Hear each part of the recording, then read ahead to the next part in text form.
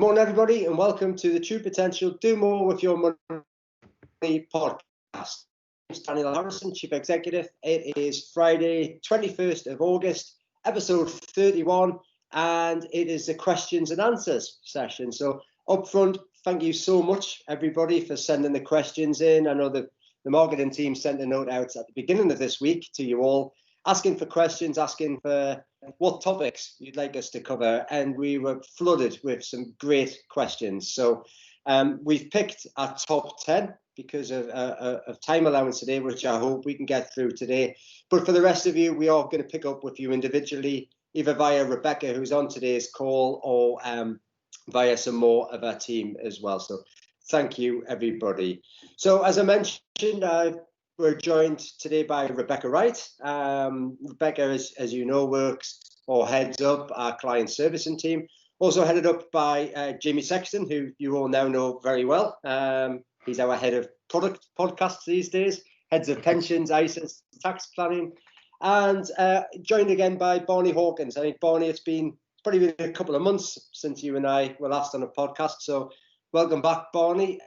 If anybody watched George Bell's work from home video yesterday. George Bell works with Barney on the investment management team, and George was mentioning that there's a mystery member of the investment management team with a mustache. So Barney, I was quite disappointed this morning when you flashed onto my video screen and you were not the gentleman. Hopefully, Barney, that's the only disappointment we're going to get from you today. No, there is a disappointment in that the said moustache is gone. The team member took so much stick yesterday that they immediately shaved it off. Quite right too, I think, as well. It's not. So it wasn't a stuck-on one, was it not, Barney? It was a classic 1970s Ron Jeremy moustache. It's not a good look at the best of times, let alone the worst of times. If it's a Ron Jeremy look, not good at all. So we'll stick with you, please, Barney. But before we get into Q&A, I just wondered if you wouldn't mind spending getting everybody up to date with this week's markets, please. Yeah, certainly. There's a danger of sounding like a farmer. We've got Wall Street at an all-time high. We've got Europe close to its high point. The bond markets are close to their high. The gold price hit a new high. So everything's going up, and yet we're not happy. There's a sense of unease about the market, and why is that? And obviously it's COVID. The economic world, globally collapsed 6 months ago. Because of COVID, we are getting back. Restrictions have been lifted, but there's an unease about how the future looks going forward. We're in the summer months as well, so there's not many companies are reporting. Those that are reporting, the numbers have been pretty poor, as we knew they would be. Over the last 6 months, the Fed minutes came out yesterday. They were quite cautious. U.S. jobless claims, having looked as if they weren't so bad. Yesterday's figure wasn't great. So we're in this odd paradox where we've got access to so much information, and yet we can't really get a handle on where we are and what's happening. But I think we have to focus on the fact that it looks like a vaccine is going to be with us, hopefully by the year end, if not shortly before the beginning of next year. Vast amounts of stimulus are being applied to the markets to ensure that this short, sharp shock that we've had isn't too long lasting or too damaging, and doesn't leave too much scarring. And that's what's kept the financial markets strong. I think looking out over the next 6 months, it's going to be a bumpy ride, but then that's why you have a go anywhere vehicle like the True Potential portfolios. Thanks, Barney. Yeah, it's been I suppose in some ways we've almost been asking for this end of volatility, or the extreme volatility we've seen, and we seem to have found kind of a normal for the markets at the moment, where it's kind of going up or down 100 points around about the 6,000 level at the moment, and that's probably been the case for the last couple of weeks, hasn't it? So in some ways, I mean, as steady as it goes, probably a bit welcomed after seeing these like kind of 5% increases and 5% decreases. But you're right, it would just be good to get some certainty and get some of this worry away from things, and probably, I suppose, not help the government messages we're still getting at the moment in terms of kind of, we're looking to open schools in a couple of weeks' time, which hopefully be a positive, because that will help people return to work physically if that's what their employers are planning on doing. Hopefully it'll also stimulate a bit of extra spending around city centres and things like that as well. If we look, say, at some of the questions we've got today, everybody, a lot of the questions really are about either investing more or what to do with the money side of things. So we'll start off with someone who's looking to invest, and we'll kick that off with you, if you don't mind, please, Jamie. It's a question from they've just got a strange email address, so I don't know what their first name is. It's got Banjo in the email address, so I don't think that's their real name, Jamie. But they have the client here has a windfall of £35,000. They're retired or semi-retired. They have 2 children under the age of 60. They have the windfall of £35,000, and where would be a good sort of vehicle to look to put that £35,000 at the moment, and what approach could they look at? Yeah, there's a couple of options really, Dan. I know you mentioned they've got children, so I suppose I always say before you even looking at where to invest is have a think about what is your goal and your objective with that money. What is it actually for? Is it just to save for long term, or they mentioned their 2 children there. Is it to distribute to their children on death or sooner? I think it's really important to get that understanding of that goal and objective and where you want to be. And then you can start to discuss products. So, for example, with this client, you could look at something like a junior ISA. So if their children are under the age of 18 and they're looking to put a vehicle, something in place for them that's not specifically in the owner's name, then they can look at a JISA. Or alternatively, they can look at their own ISA for saving, where they can put £20,000 per tax year in there, which for me, if you're looking for easy access of your money, you can't go sort of far wrong with investing in an ISA. Tax-free growth, accessibility to it, although as we know, for investing it'll be long term. You can consider a pension. Now these individuals are retired, so if you're already drawn out from your pension, that does reduce the amount that you can put in there, but that doesn't necessarily mean it isn't the right thing to put a little bit in that pension if you don't need it, because there can be tax advantages to do that. So for me, I would say look at your objective, look at what your goal is first. There's multiple products that are available. It really just what best suits your need. For me, I think from a savings point of view, how do we make it easy? So you do have the likes of Impulse Save, where you can put your £35,000 into a product you've already set up as well, or you can speak to your advisor, who will be happy to sort of direct that into the most appropriate product based on your objectives. Thanks, Jamie. Just to remind people who may not have watched your ISA podcast, which is worth a watch, by the way, if people are interested in those type of products. If you're over the age of 18 and UK, you can invest £20,000 each per tax year. So the husband and wife there could divvy up that £35,000.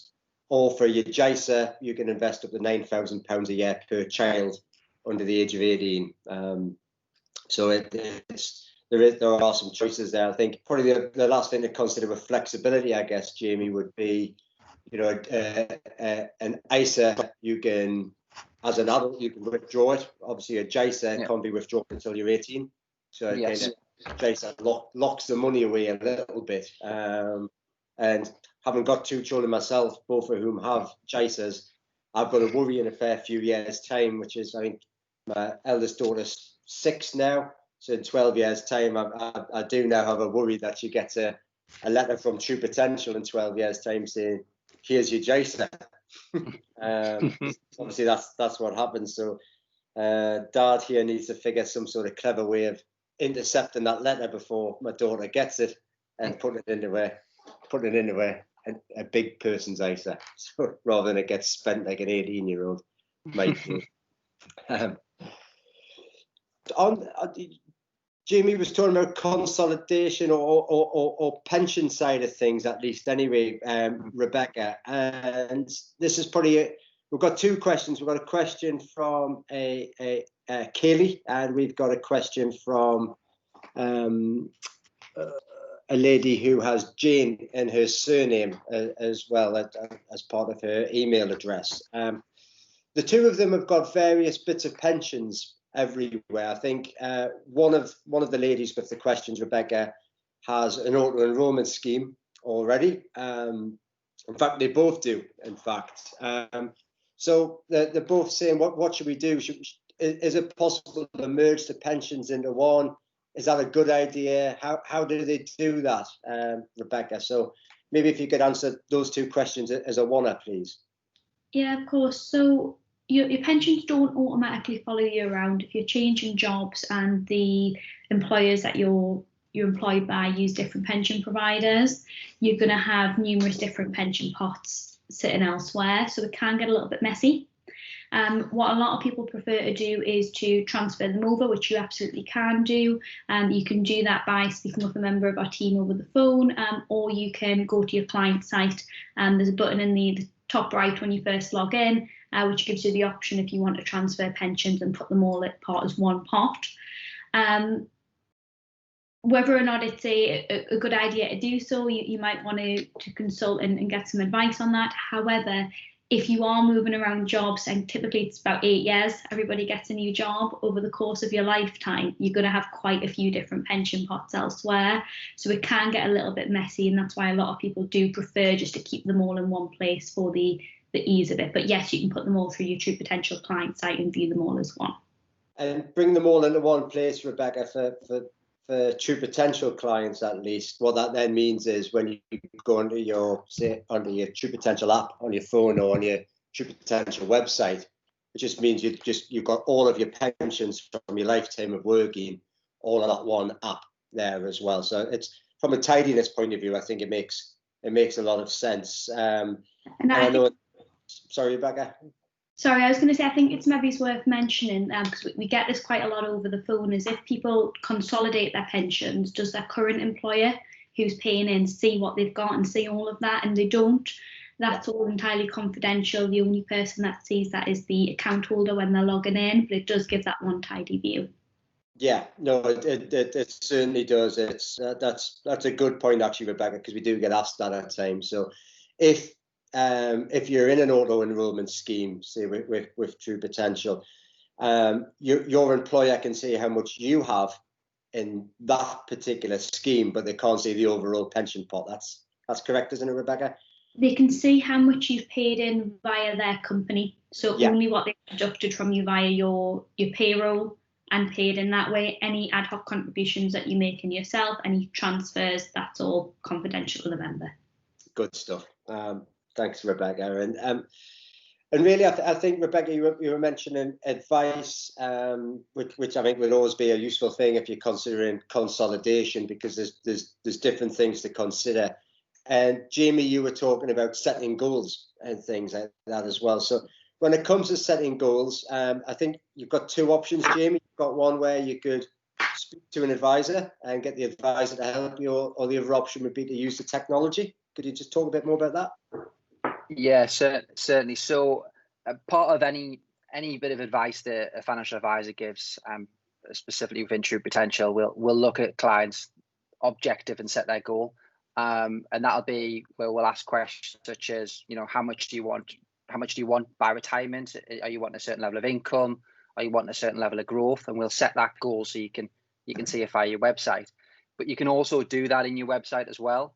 So if you've got an amount of money that you wish to consider for the future, so for example, I want £100,000 by this date, then we have tools within the client website that you can go in.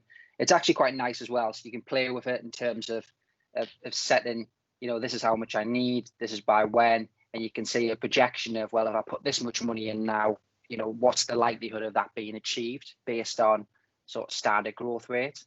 So it's quite nice to play with that. You can do that via your phone, as well as you can do it on the website as well. I would really encourage it. Sometimes when you're looking at the value of investment, it's got little meaning unless you have something to point towards. It's just a value at that point in time. Yeah. And when I know personally, when I see my I've set myself a goal on my ISA that we've talked about a few times on here, as well as my pension, but if I ever get below that line, I kind of feel, right, I need to get on top of this. And it does happen as you go on. So it's really worth setting that up. If you haven't set that up, give the team a call, but it really is worth setting that up just to give yourself an objective, a more clearer picture of actually what you want to do with your money. Is this your famous Australia racer, Jamie? It is. It keeps getting pushed back 2 years, though. That's the problem, Dan. You're not going to Australia, Jamie. You've got a baby on the way next month, and nobody's allowed in or out of Australia. Yeah. Really. Exactly. I might convert that into a junior ISA. I think that. I'm speaking from personal experience. I've got family who live in Australia, and we were due to go and see them just after Christmas, but it's looking quite unlikely at the moment. I think every indication we're getting is that the Australians probably aren't likely to open for tourism for a little while yet. Jamie, by the time you go on holiday, it's going to be first class all the way in 5-star hotels. That's right. Well, there's Jamie's mega racer from there. Pardon, Jamie? I was just about to say there, Dan. I think having a baby on the way, there's no chance first class is going to be coming into the equation. No, well, you get this thing as well where you probably now, because I certainly am in this part of life, where you don't want to waste your money on your child either, traveling business class or something like that, because you think, well, I never traveled business class when I was little, so why should they? We'll keep on an international front there, and we'll hand across to you, Barney. We've got a question from a Mr. Chapman about currency. He's asking about. I know you mentioned a little bit of currency in your introductory section, Barney, but he's just asking what's our thoughts over the pound versus the euro rate. Do we think sterling's undervalued? And probably a harder one to answer, I guess, which is, do you think the euro will survive? Yeah, it's an interesting one. I always find currency questions quite difficult because the currency markets are enormous. They're very liquid. They're the closest thing that we have to a theoretically perfect market where all the players know all the information that is available. So, if it's not like you can sort of find a small company and think, well, this hasn't been researched properly, it's undervalued. If a currency is at a certain value, that's what it's valued at. Another thing that makes currency markets difficult is also that it's not just what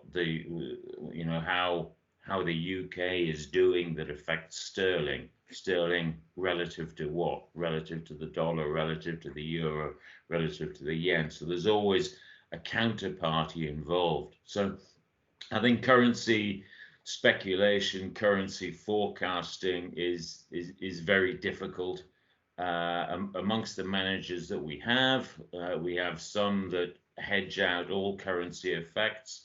We have some managers that do take active currency positions, and we have some managers that say that we've no idea. We're going to hedge 50% of our overseas currency exposure. So across the managers that we use, there's the full range of approaches to currency management. I think currency markets do revert back. They do swing out of equilibrium and they do swing back. And we saw after the Brexit vote in June 2016, sterling slumped to sort of 120, below 120 against the dollar, and sort of around the sort of 110 level against the euro. Didn't move so much against the euro, it was more against the dollar. And prior to that, it had been sort of 140, 145, 150 against the dollar. So there you think, yes, okay, it's fallen. In time, it should get back. It should mean revert. And we, within the growth aligned funds, we have introduced hedging against the dollar.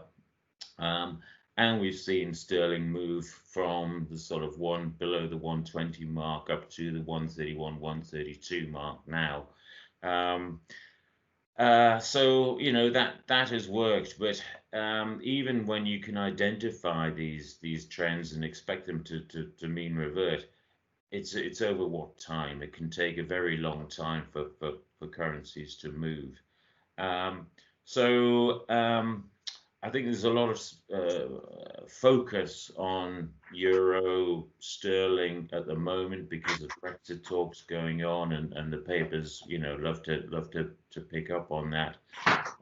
Sterling euro has been remarkably stable actually within all of this, and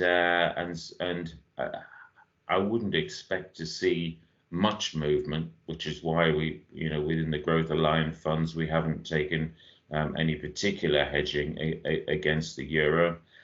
In terms of the second part of the question, will the euro survive? That's an interesting one. There was an American economist called Herb Stein who served in the Nixon administration, and he had a famous quote saying, if something can't go on forever, it will stop.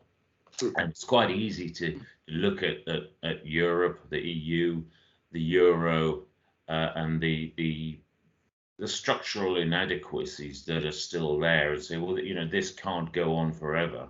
So at some point it will stop. But I think what in the UK we consistently fail to appreciate with Europe is the strength of will for the euro, for the European project, for the EU to survive. It was born, the EU was born out of the crisis of 2 world wars, and it continues to be molded by ongoing crises. And what we've seen with the latest one with COVID is the introduction of the emergency relief fund, and that has brought the sort of the apparatus required for more fiscal and monetary integration in Europe that is required. It's brought that much closer. There's been the Rubicon has really been crossed with regard to that. And so that's a sort of long and rambling answer. The euro, yes, will survive. Whether Europe in its current form continues is another question. And I think the European project is an ongoing development. Obviously, the UK is leaving. Other countries may leave by the time it finally gets sorted out. But I think the euro is definitely here to stay. Yeah. No, I think there's certainly with the UK leaving Europe, there's certainly a lot of kind of watch and see from some of the other European states there to see how it goes. And I think that's probably why we're in this unnatural kind of holding pattern as well with COVID going on. As we've mentioned in previous podcasts, Brexit still marches forward as well. So I think there are some some countries keenly looking at it. You kind of look at the Dutch being one particular example within there as well. And I think when we're considering currency as well, I think something we've mentioned before in these podcasts, but just something for our audience to bear in mind, is that we are multi-currency as well. So you've got certain assets or certain investments are held in sterling, others in euros, others in dollars, etc. So because it's a worldwide play, which the investment management team operate in, I think that acts as a natural hedge via the concept of diversification as well. And we've got a question on that, which is, so we'll just stick with you for this one as well, Barney, which is from a Mr. Thompson, which is, can you have too much diversification in a portfolio? So I think what he's getting at is, if you're too diversified, do you end up kind of watering one down against the other?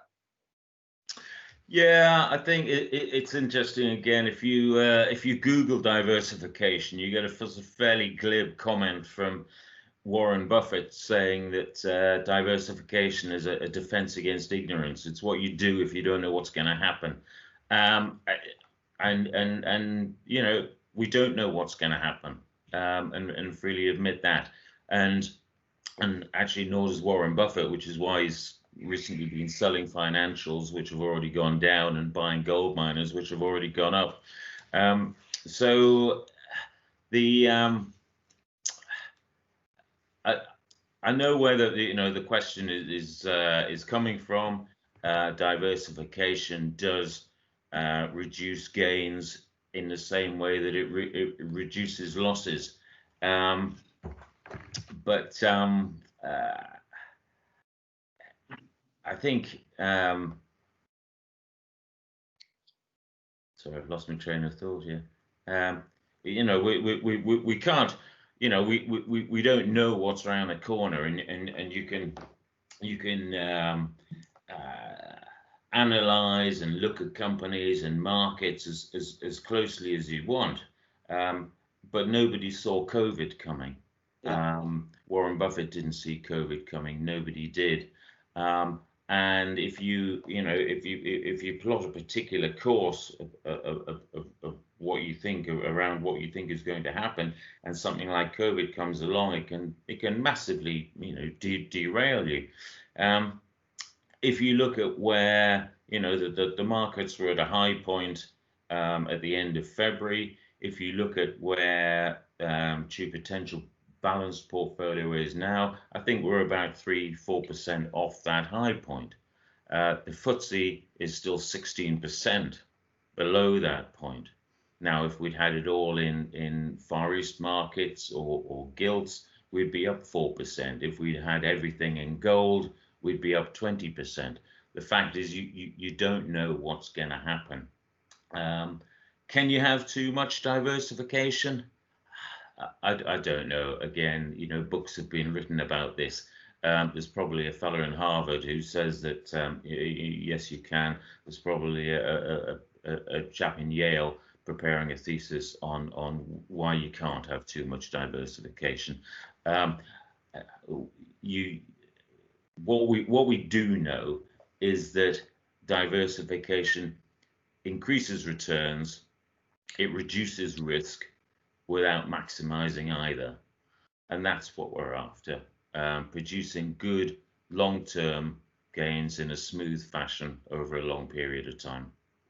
Yeah, and I think the results tend to speak for themselves as well, and I think you can see how well the portfolios have performed since inception, and even indeed if you even look at just this year as a kind of 8.5-month period, they're up as well, which I think is down to diversification. I think, as you're saying, Barney, nobody could predict what was happening with COVID, and I think it could be a deadly game if you try and then stock pick your way out of it. Yes, there'll always be stories of people who picked one or two kind of winners, but there's plenty of stories behind the scenes of people who've picked some of the losers, and that's something we spoke about a wee bit last week during our Psychology of Successful Investors podcast.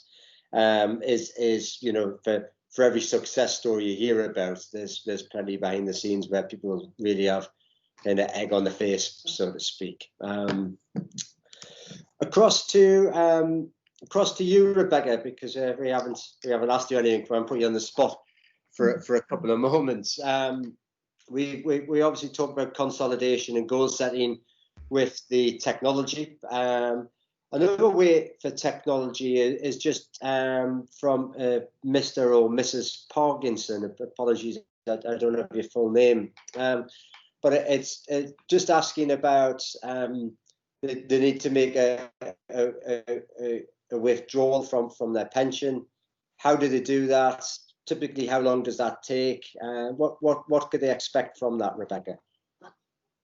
So if you want to make a withdrawal, the first step is to make contact with the team. So they can do that by either calling us up, speaking to us on chat, through secure message, etc. The team will then have a discussion with the client about which route's most appropriate. So a client might feel that they want to speak to an advisor. An advisor will have a look at their circumstances and recommend how much they should be withdrawing. That can take a little bit longer because the advisor has to fully assess the case. If a client knows exactly what they want and they don't wish to take financial advice, then the team can activate an online drawdown facility through their client site. The client can then, within a couple of hours, will activate it there and then, so the client could go straight on if they want to, with the team on the phone to support them, and go through the steps of requesting what they want online, which will take 5 minutes or so to go through. We'll receive that instruction immediately. It'll be processed in head office within a couple of days' time, and a client typically receives their payment in roughly 2 weeks or so from processing. That gives us time to sell down their investment, and then we pay it out as cash into the client's chosen bank account. Thanks, Rebecca. Thank you, Rebecca. And just one thing I'd probably, I'm not an advisor, I'm not authorised as one either, so I'm not giving advice here, but just something I would really consider at the moment is, do you need to be taking money out of your pension? Certainly, is when we look at markets right now, even to track markets over the last couple of months, I've mentioned that volatility is down over the last couple of weeks, really, but over the last couple of months, it's probably up still. And I think there's some buying opportunities and some growth opportunities which could be missed. And this goes back to what Jamie was talking about before, about setting goals and things like that. So I always recommend not to touch your investments unless you really have to, and to track the goal and see where you're at with it, because you could be missing out on some great growth. I think as we start to see the world open up more, which I think we're definitely going to see in Q4. I think we're obviously seeing spikes of COVID throughout the world and throughout Europe. You're seeing Spain, France, Germany all on a bit of an increase. The UK, no doubt, will follow, but there seems to be less panic around these spikes this time around. I think as we're starting to understand things, I think that happens. And as Barney says, the more positive indications we're seeing is about a vaccine coming along shortly as well. So there's some potential great growth to come, potential being the key word there. So if your money's out of your pension or your money's out of your ISA, then you're not going to benefit from what I personally think is a cheap stock at the moment. I think markets are undervalued right now, and I think they will start. If you think back to the start of this year, the FTSE was up about 1,600 points to where it is today. So there's plenty still there to even regain, just to get back to where it was. So that's just my 2 penneth worth anyway. Jamie, on that side of things as well, talking about kind of cash and investments and goals, we've got a couple of clients who've got, one is a chap called Michael, one is a lady called Val. Both looking to invest about £20,000. I think Val's looking to keep some of that £20,000 as kind of backup emergency savings, whereas Michael's considering, does he lock himself into a 5-year fixed ISA with the bank, or does he look to invest? So I don't know, Jamie, if there's probably some good top tips or rules of thumbs in terms of how much money you should leave as kind of emergency money, how much you should be happy in terms of risk, and how you should invest it? Yeah, what we do, Dan, when I advise a client, before we even look at investing money, you're right, we look at an emergency fund, which is effectively if something happened to you, like whether you lost your job or actually, the boiler broke down and you just needed some access to some cash, then you should have a certain amount. We typically recommend between 3 and 6 months worth of expenditure as that emergency fund in cash. And anything above that, you should potentially look to see where's appropriate to invest that. And I suppose that leads into the next question, which is, do I set myself in a bank fixed term account? And I think once again, I probably sound like a broken record, which is, what's your objective with your money, and actually what do you want to do with it? Because actually, in terms of investing 5 years is a short period of time, but if you're looking to invest for 5 years, my view, the only way to get good constant growth would be to invest in a diversified portfolio that would be matched to your attitude to risk. I've seen some of these fixed bank accounts, and typically, you're not even getting 1% or 1.5% a year from these investments, which, you're pretty much standing still if you take into account inflation, which I think David was talking about last week when he was on about investing in banks. So I would, personally, I would look at your objective first. If you don't need this money and it's there for a specific purpose, speak to your advisor, set an objective, look at your risk, and just set and let it go and let it grow, invest it, and we'll be able to help and support you with that. I think that's really important from our point of view. So for an emergency fund, 3 to 6 months typically is what we recommend. Anything above that, you should look to invest. And then from an investment perspective, I wouldn't be looking to put yourself in a sort of 5-year tide. If you're going to tie yourself into 5 years, you might as well look to invest it if you've got the appropriate attitude to risk. Yeah, I think that's it. If you're looking at a 5-year period, that tends to be what we class as almost a medium term, wouldn't it? Yeah. A kind of short medium term, and that is where you kind of you there'll be obviously as is the nature of investing in markets or in portfolios like us, it can go up and down, but historically, these things tend to go up and tend to outstrip. As you say, a lot of these fixed banking models are just really bad value. You're quite right, Jamie. You're talking about fixed 1% return over 5 years, but you can't really access your cash. There might be penalties in there. So sometimes the banks, if you withdraw some of your cash, they kind of take all the growth off you as the penalty. So it can be a bad strategy. I think you'd be probably better off, as you say, Jamie, looking at what's your right attitude to risk. And even if you're a defensive client, you should be expecting a lot lower volatility and much better growth than what you see with a lot of these fixed kind of banking products out there. And the other thing probably to consider, this is probably definitely one for Val, who's looking to keep some of our emergency cash, is consider where to leave it as well.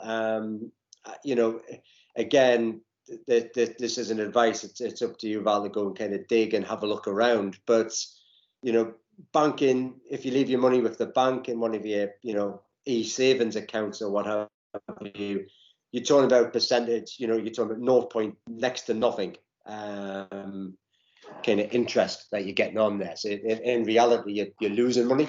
It might be worth having a look at, say, kind of maybe a national savings product, something like that. I think they've got the national savings income bonds at the moment where you can access your money reasonably quickly via them. It's not locked in for any time period.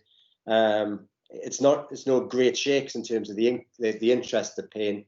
I think it's 1 and a bit percent, again, worth having to dig around and having a look. But that's maybe a better home for your emergency money than just sitting in that bank account,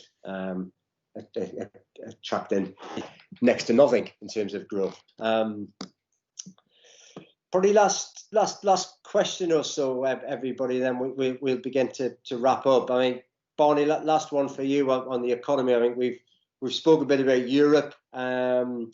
but moving across to the United States. Something which I know you and the team do talk about quite often. It's a question from Jason, and he's asking about the forthcoming United States elections. And just really, I think he's asking, and again, it's very tricky with the old crystal ball here.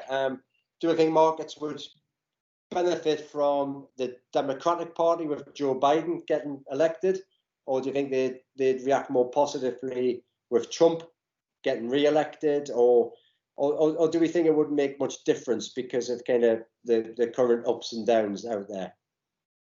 Yeah, it's something that we love to speculate on. It's like in this country, you know, we tend to think of the Conservatives as more business friendly than Labour, but I think actually stock markets tend to have done better under Labour administrations. In the US, again, the Republicans are seen as more business friendly, but depending on what period you look at, markets seem to have done better under a Democrat administration. I think where the evidence is clear is that Wall Street likes a split Congress. It likes the checks and balances of the Senate being under one control and the House of Representatives being under another. And I think the best returns have come where you've had a split Congress and a Democrat president. So, you know, Biden may yet be good news for the markets. There has been speculation that big pharma companies have weakened already. Biden has said he's going to reinforce the Affordable Care Act, which gives greater negotiating power to the federal government in negotiating drugs pricing, which could hit the pharmaceutical companies. So they've fallen off a bit. And Elizabeth Warren, when she was a Democrat contender, talked of introducing a financial risk fee on the banking sector. And so I think if Biden did get in and she was made Treasury Secretary, then we might see that, and we've seen the banks sort of a little bit weaker on the back of that. But as Biden he's ahead in the polls, it's looking more likely that he will replace Trump. And yet the markets haven't taken fright from that. You know, the S&P is at an all-time high. So I don't think we've got anything particularly to fear from a Biden win. Yeah. I think what is going to be interesting is the way that he governs and Biden's focus on the green agenda. He's committed the US to the Paris Accord on minimizing greenhouse gases. Trump has said that he's going to take the US out of the Paris Accord. He can't do that until November 2020, November this year. But some of the policy changes that he's already put in place are in contradiction of the Paris Accord. What Biden has said is that he's going to abide by that. He's going to ally himself with Europe and other developed countries in pursuing a greener climate change. Now, ostensibly, this is to make the planet a better place for all our tomorrows. What it does do is ratchet up pressure, particularly on China, which is continuing to build coal-fired power stations and use old energy generation techniques. And what I think we're going to see from Biden is a continuation of this Cold War against China, but done in a much more multilateral, collegiate fashion with the international community, and done under the guise of a green, environmentally friendly agenda. And I think that's going to be fascinating. And I think Sleepy Joe might turn out to be a lot more active than he's being portrayed, particularly by the Trump government. Just in terms of the second part of the question, if Trump does get re-elected, well, it's more of the same. It's more of an isolationist approach. It's more of a sort of big business, and probably trying to stimulate the economy as much as possible by any means available in order to secure his popularity. But the polls, everything is pointing to a Biden victory at the moment. But you can't rule out Trump, and there's a very sort of strong, sort of silent, almost guiltily silent majority or proportion of the electorate who may yet vote for Trump. Yeah, and it'd be interesting as well if markets, as you mentioned, Barney, S&P at an all-time high, as I think the Nasdaq has been as well. And it probably just takes a bit more of that kind of, markets continue to recover, grow, hit highs, and what have you for Trump, really, because that's one of the things Trump's kind of based his presidency on as well, isn't it? A strong economic America. So kind of, if that can recover before elections as well, then it can very much change the dynamic there as well. So I think that's the bulk of our questions that we've picked for today answered. Rebecca, Jamie, and Barney. There's one question from Ian, which was to me. I'll get you to answer it though, Jamie. It's asking, is David Harrison biologically related to me? What do you think, Jamie? I'm actually not sure, to be honest, Dan. I think I know you've got to share the same surname, but we've got any proof on that. But no, I definitely think David's your dad. I can't question that one. Yeah, no, I've worked for David, so to speak, for 39 years now, of which 21 years I've been paid doing it. But David is my dad. But he always says that you're the clumsy rugby player and he was the skillful footballer. So I don't know if that's true. No, well, it's a bit rich coming from a clumsy goalkeeper known as you, to bring that up there. But yes, David was a good football player. I was an average rugby player, so there's not quite the full genetic handout going there as well. But yeah, you can probably tell sometimes when I'm doing my best to moderate David on podcasts that I get a bit more flex than what somebody else would do. But very lucky to work with him, very lucky to kind of watch him operate at such a close level and really learn from someone who I'd class as a real master of business and thinking from there. So hopefully that's that riddle solved, Ian.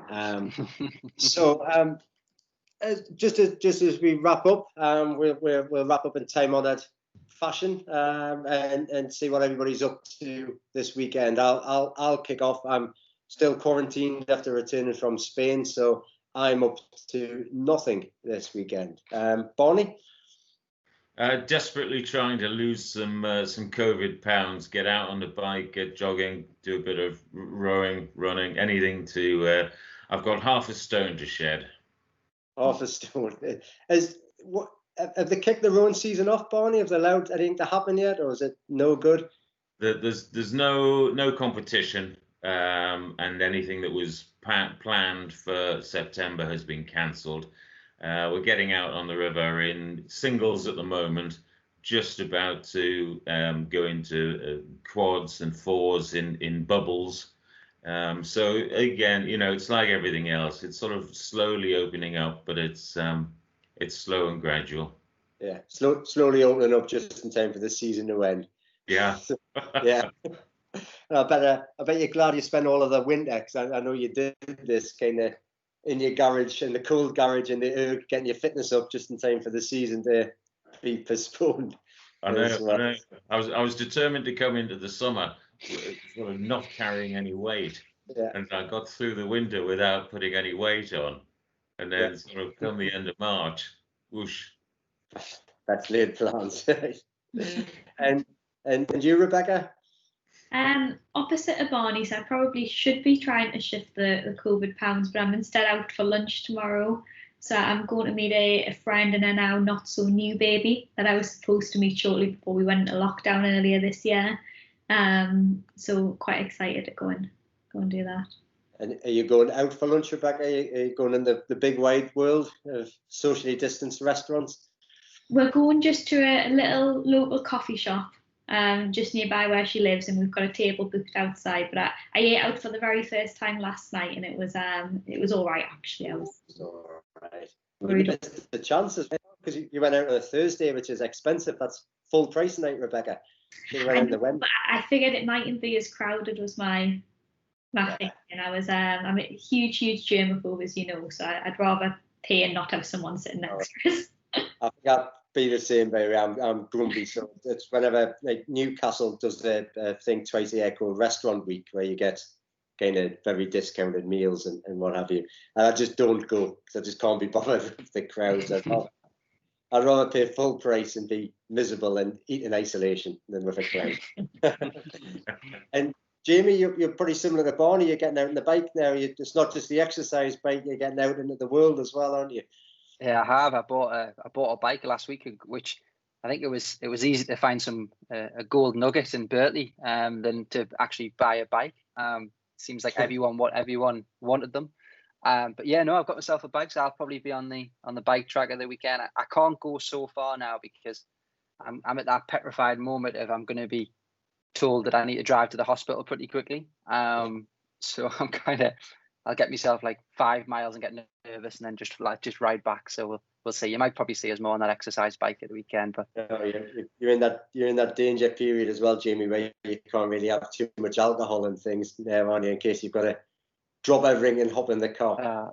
I've never had literally, and what's happened since I've actually stopped drinking just for the last sort of 3-4 weeks. But it was my birthday a couple of weeks ago, and no one knows what to buy is. So I must have about 70 cans of BrewDog that are now sitting staring at us when I'm not even allowed to drink. So I'm sure that once the baby's here, that will get consumed over the period. It's probably the best lockdown poundage loss tip anyway, is just don't have any alcohol for a couple of weeks. That's easier said than done. Grand. Well, thank you, Rebecca, Jamie, and Barney. Thank you for your time this morning, and thank you for helping me answer the questions. And ladies and gentlemen, thanks again for all of the questions which came in. It was a great response, and it makes our podcast a lot easier when we get such great questions from everybody. So I hope we answered them to your satisfaction. I hope you enjoyed today. As the marketing team would say, please do like our YouTube channel. Please subscribe to us as well, so you can keep up to date with all of these podcasts, and they'll just pop straight through into your feed for you as well. So thanks, everybody. Have a lovely weekend, whatever you do, if it's exercising, restauranting, or being quarantined. Have a great time, and we'll see you all next week. Thanks. Bye-bye. Thank you. Thanks, everyone.